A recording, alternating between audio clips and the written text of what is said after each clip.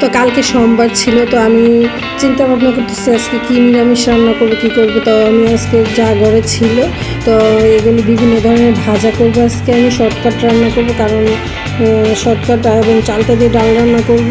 আর এগুলি সব বিভিন্ন ধরনের সবজি দিয়ে ভাজি করবো, মানে ভাজা করবো। গরম গরম ভাতের সাথে খেতে ভালো লাগতো। আমি ওদিকে আলমারিটা লাগা দিচ্ছি, আজকে প্রচুর পরিমাণে রোদ্র উঠছে। তো রোদ্র ওঠার পরে আমি মনে করো সব কাপড়, বেশিরভাগ কাপড় আমি সবাইকে দিয়ে দিচ্ছি, কারণ সব কাপড় না, এখন বেশি কাপড়, অল্প কাপড় আছে। তো এই কাপড়গুলো এদিকে রোদ্র দিতেছি, আবার এদিকে দেখতাম ভাজিও করতেছি। ভাজা টাজা করে এদিক দিয়ে ভাজা টাজা করে প্রায় কমপ্লিটই হয়ে গেছে। তো দুপুরে খাওয়ারও সময় হয়ে যেতেছে এর জন্য। তো আমি কাপড়গুলো প্রচুর পরিমাণে রোদ্র, আমি মানে দাঁড়াতে পারি না, তাকাতেও পারি না।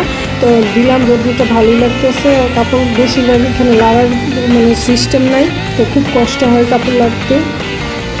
তো এই শাড়িগুলি আমি সবগুলি শাড়ি দিচ্ছি, আরও কিছু রয়েছে। তো ওইদিকে আমি আবার শাড়ি রোদ্র দিয়ে এসে ফাঁকে ফাঁকে রান্না বসে দিচ্ছি। তো আমার ভাজাগুলো প্রায় সব কিছুই কমপ্লিট হয়ে গেছে। ভাজাগুলো কমপ্লিট হওয়ার পর মনে করো আমরা গরম ভাতের সাথে এবং ডাল দিয়ে আজকে ভাত খাবো, গরম ভাতের সাথে ডাল দিয়ে এবং ভাজা দিয়ে। আজকে সোমবার নিরামিষ খাবো এর জন্য, বুঝছো।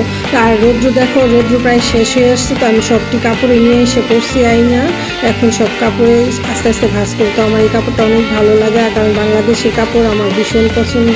তো চ্যানেলটা ভালো লাগলে অবশ্যই তোমরা একটু ফলো করবা, কেমন।